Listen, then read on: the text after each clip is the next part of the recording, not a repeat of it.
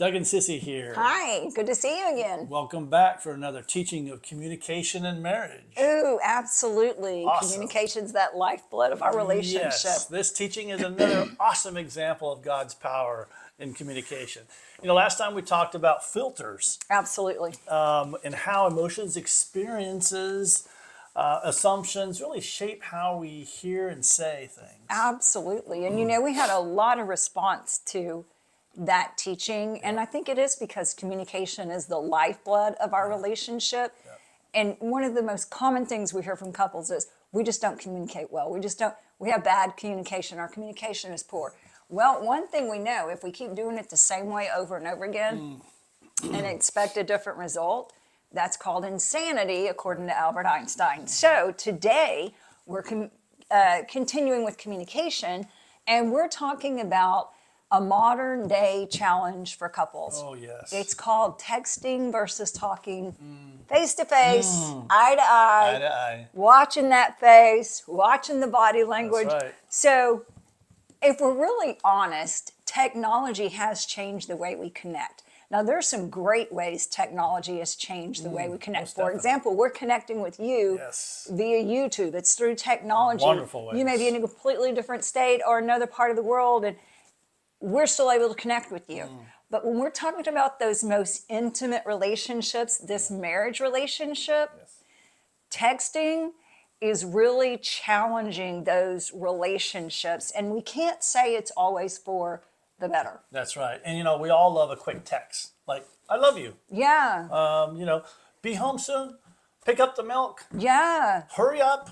No, hurry, I can't wait to see you. Those are good texts. Those are great texts. But when it comes to a deeper relationship, really God designed us for his presence. Yes, he did. And so what does that look like in the Bible? Well, let's look at 2 John chapter 1, verse 12. It says, I have much to write to you, but I do not want to use paper and ink. No, instead, I want to visit you, talk with you face to face, so that our joy may be complete. Wow. I love that, where he said, I don't want to use paper and ink. I mean, who uses paper and ink anymore, right? We're just thumbing it, we're texting it. Yep. But even back then, there was something for that. Exactly, and John nails it. He knew that there's something about being face to face brings complete joy. And who doesn't want joy in their life individually and importantly in a marriage? We all want that. So how do we get that? Because our presence really, quite frankly, brings the connection that we so want.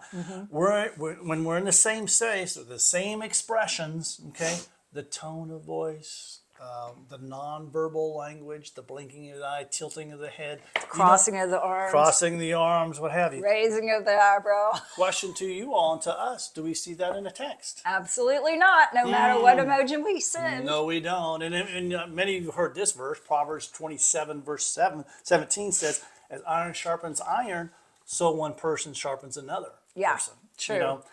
That sharpening happens when real interaction takes place, when real face-to-face, when real eye-to-eye takes place, and when we are truly listening to the words. Yeah. Well, that does say the eyes are the window to the soul. Ooh, yes. And, I'm thinking about how many of us have read a text, and thought, what does that mean? I mean, maybe it didn't come from your spouse. Maybe it came from someone else. I know I've given him my phone and say, what does this mean? Yeah. And he's like, well, I don't know. And I'm like, I don't either. Have you ever been there? Don't tell me you haven't. I'm sure you have, because a lot of us, we don't get what we need. Yeah. And so let's say your spouse texts you the word fine. Then you start playing over in your head all the interactions you had from earlier that day. Like, what does that mean? What could I have possibly said? How could I have done this? Because without their tone, their facial expression, and their body language, we are left to just words on a phone with a few emojis or some caps, and that doesn't give us all the emotion expressions we need. So Ephesians 4:29 tells us, do not let any unwholesome talk come out of your mouths, but only what is helpful for building others up. So when we're left to doing this on our own, we're using those communication filters we talked about last week. Can't stress enough. If you haven't seen the video on communication filters, please watch that video, share it with someone. And the reason is when we just get words on a text, our emotional experience and assumption filters go wild trying to figure out what someone is saying. And honestly, when we're texting often, we are removing the heart out of the message. What does God look at? He looks at our heart. Out of the abundance of the mouth, or out of the abundance of the heart, the mouth speaks. Right. We need our heart in communication. Heart is everything for communication. And so there's a thing called a communication wheel. 7%, I want you to make sure you understand this, only 7% is words. 38% is your tone. 55% is your facial expressions and your body language. Yeah. I'm reminded of a time I had a conversation with one of our children, and she said something, and then she looked at me and said, "What?" And I said, "I didn't say anything." Yeah. She said, "No, but your face did." Well, which I could only respond by saying, well, my mouth is farther along in the sanctification process than possibly my face is. Meaning, I probably wouldn't play poker very well because whatever she was seeing on my face was speaking something. Right. If we would have been talking over the phone or by text, she wouldn't have seen that. So it's really important. You know, even God communicates with us personally. He didn't send a text down from heaven. He didn't send a letter down from heaven. He sent Jesus down from heaven to personally be involved in day-to-day life. Yeah, let's look at some more proof upon how the Lord's presence is so important in our communication. John chapter 1, verse 14 says, "The Word became flesh and made His dwelling among us." That's the importance of God's just valuing presence. Yeah. He's showing up for us. Absolutely. Even when we don't show up for Him or don't want to show up for Him because we're tired with this or that. He shows up for us, and that is, He will never stop showing up for that, for us. You know, in marriage, being physically and emotionally reflects the presence of God. Yes. You know, of God's heart, I should say. You know what? Also, you talked about joy earlier. Yeah. In my presence, there's fullness of joy. Joy's going to come more when we get more present with each other. That's exactly right. And when you look into your spouse's eyes, we're reminded, okay, this is the person I chose. This is the person I chose face to face, eye to eye, in person. I said, I do. And I said, most definitely I do. Oh, well, I was wondering what you were getting ready to say. I was like, oh no, what's he going to say? So let's look at Jesus's blueprint for communication. Well, James so eloquently said in chapter 1, verse 19, he said, give us a simple blueprint, Jesus. Yeah. Give us a blueprint, because I don't want to complicate things. I want to be easy. He says, be quick to listen. Be quick to listen, slow to speak, and slow to become angry. Slow to become angry. I guess he's trying to get a point across. Yes, but you can't practice this situation through a text. That's true. You know, face-to-face communication allows you to pause.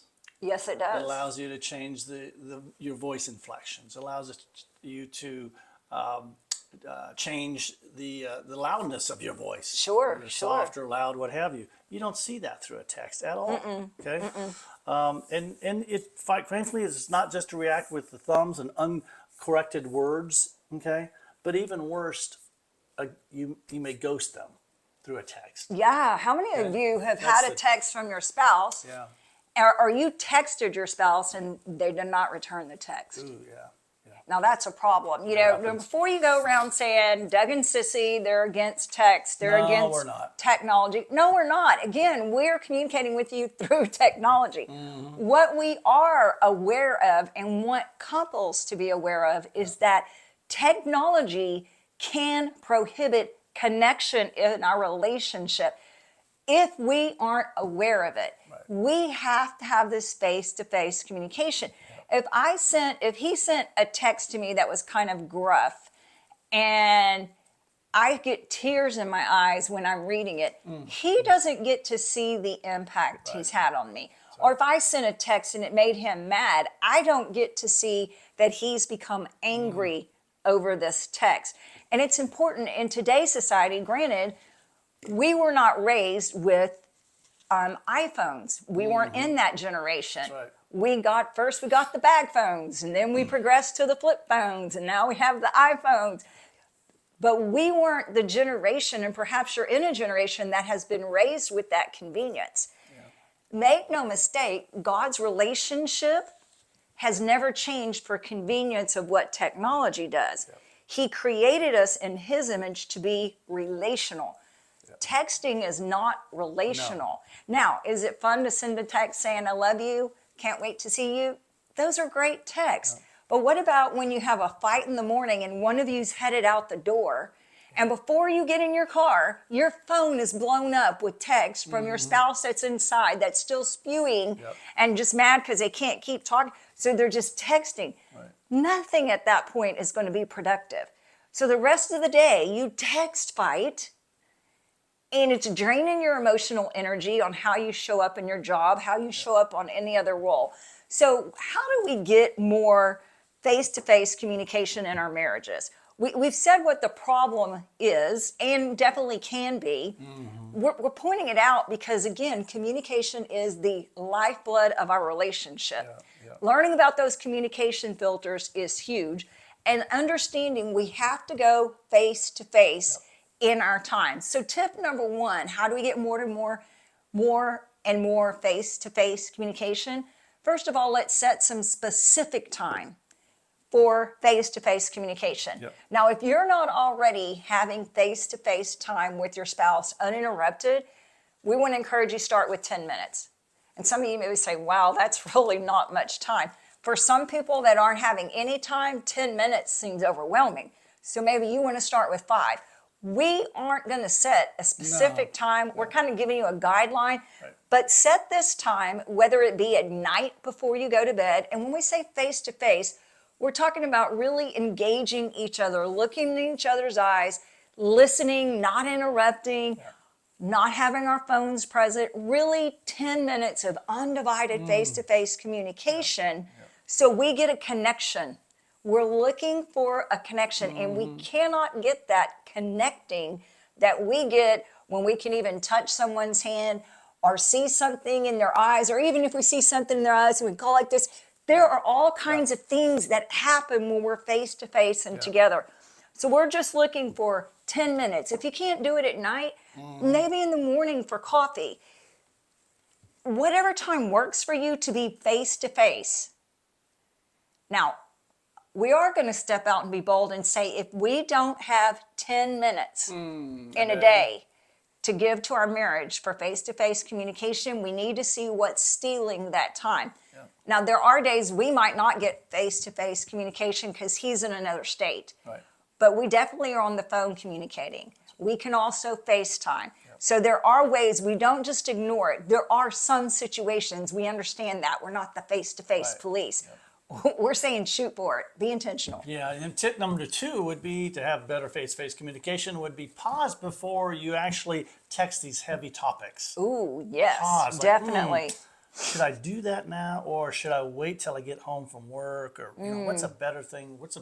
Because obviously it gets very emotional. It's complex when you're texting, and so it's still important to wait till you get home, till you can talk to your spouse about. Absolutely, and that reminds me too. It's proven that in our communication, the first 3 minutes sets the tone for the conversation. So if you're going to talk about something that is upsetting, whether you have a hard startup or a soft startup is going to make all the difference in the world in that communication. And once your communication gets emotional, we say call a timeout, stop, because you're not speaking clearly and you're not listening clearly, and filters are going all over the place. So that reminds me of that. Definitely don't want to shoot it across a text. No. Because even when we're face-to-face, we have to guard that communication in the correct manner.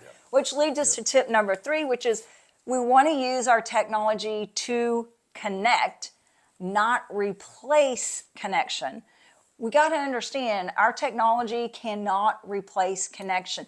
How do we use it to connect? Well, one way is to say, hey, just thinking about you, can't wait till you get home, looking forward to our time of talking tonight. Can't wait to see your face. Hope you're having a good day. Just prayed for you. See, you're connecting in a very positive way, and you're drawing your spouse in to say, hey, I'm looking forward to you coming home. I'm looking forward to this time.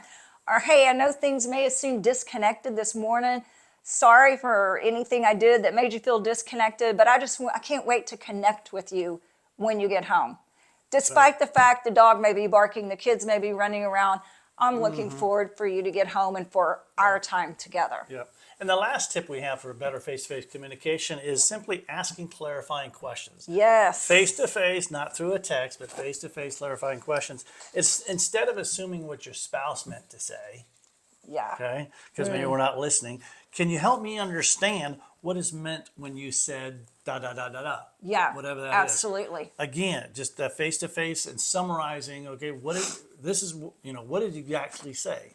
And Right. she repeats it back. So important, because if you're not going to be able to clarify question being asked and not you have a misunderstanding, that's going to lead you towards possible conflict. Absolutely. Absolutely. And I think we need to remember that communication isn't about just exchanging words. It's about exchanging hearts. Yep. Remember, out of the abundance of the heart, the mouth speaks. That's why it's so important that we look at our hearts every day and say, how's my heart?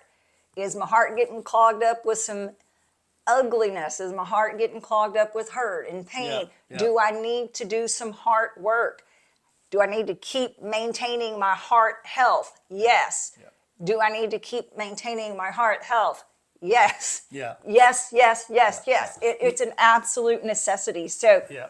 when we choose that face-to-face communication, we're inviting God's presence into that space. Were you getting ready to say something? Oh, I was just going to say these tips are going to help you build connection. Okay. Oh, And not definitely. confusion. That's the whole point. These 4 important tips that the Lord outlined so succinctly in the Bible are to help build connection. And yes, it takes time. It does. You may need to put this on your calendar because we live in such a busy lifestyle that you may need to put it on the calendar. I need 10 minutes. I want to have 10 minutes with my wife or Yeah. husband, And again, if you don't have It's 10 important. minutes, we need to look and see what's stealing that 10 minutes. That's exactly right. Because 10 minutes isn't that much in a 24-hour period. No, so we have it's to not. figure that out. And Yeah. y'all are smart and resilient You and bet. capable, and you will figure it out. It's Exactly. about priorities. That's right. So we're saying this week, we want to challenge you. We've given you 4 tips. Which one do you want to try to implement this week? The first tip was creating your face-to-face. Then Doug talked about pausing Yep. before you text any heavy topics so that you don't text heavy topics. Using the technology to connect instead of replacing the connection, and asking those clarifying questions face-to-face. Tell us below, which one do you want to try this week? Or if you have something else that has worked really well for you, limiting your technology, texting back and forth, anything negative, share it with us. Our community would love to Yeah. hear it. Yeah. So as we wrap up today, there's one word that really comes to mind that the Lord wants to wrap all this communication skills and 4 tips that we talked about into, quite frankly, one word. And it's found in 1 Corinthians chapter 13, verse 1. And it says, if I speak in tongues of a man and angels, but have not love, okay, God's love, I am only a resounding gong. So Yep. all I hear is gong, gong, gong, Yep. gong, if I'm not speaking in love. Love listens, 2 ears, 1 mouth. Yeah, Love looks up, yeah. love shows up. In other words, Absolutely. love is action. Yes, it is. It Faith is. without works is dead. Love is action. Okay, that's the kind of communication that is going to keep marriages thriving in Yes. God's design. Yes. Quite frankly. Well, because we're created in God's image. Yep. God's relational, we're relational. Yep. Texting isn't going to cut it. Exactly. It cannot be a replacement for our connection. We're Right. all about connection. If this has helped you any, we're going to ask you, please hit the like button, subscribe, so you'll be getting our next video in 2 weeks. If you know someone, share this with them. Share this with someone. We really are trying to reach as many couples as we can that are interested in implementing their marriage the way that God designed it. Yeah. God designed marriage, has a specific blueprint for marriage. we follow that and we're going to get the biggest benefits of marriage. That's right. And remember, you say I do. Oh, and so we're going to help you stay I do.